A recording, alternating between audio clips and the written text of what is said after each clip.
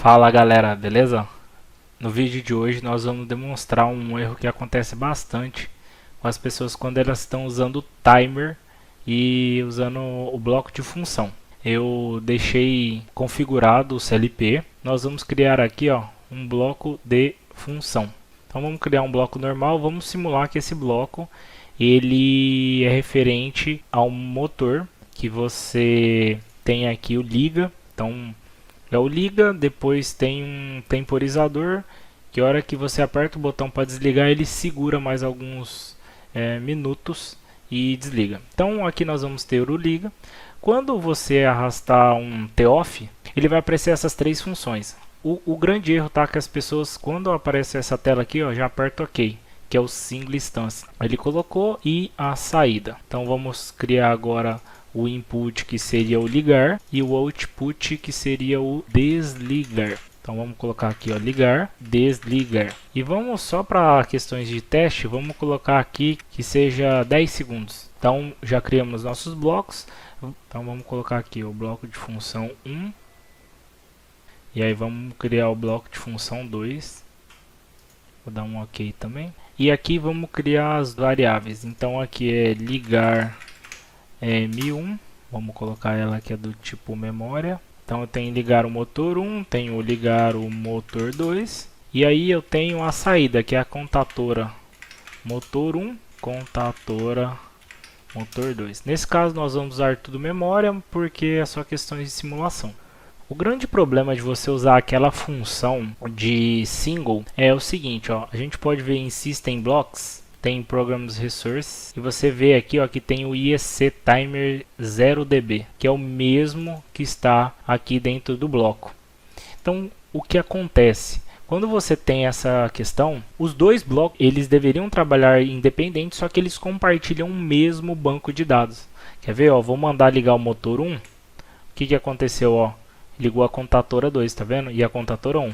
Mando desligar e ele vai desligar as duas. Porque apesar dos blocos serem separados, o temporizador ele é o mesmo para as duas funções. Então a gente tem só uma instância do temporizador.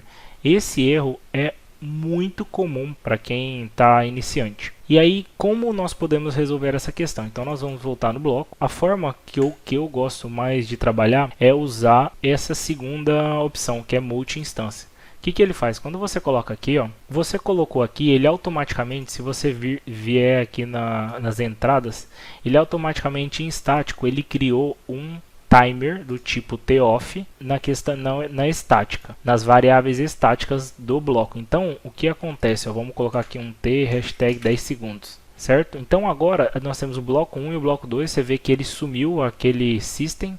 Quando você muda para múltipla instância, o que ele fez? Ao invés de criar uma variável, um timer, IEC timer, ele vem aqui no próprio database do bloco de função e cria a variável. Então ele tem um registro para o data block 1db e outro registro para o data 1db1 underline 1. Então agora a gente já resolve esse problema. Então se eu vim aqui agora e ligar o M1, ele não interfere no motor 2. Então o M1 trabalha aqui dentro, tem um temporizador aqui e um temporizador aqui agora.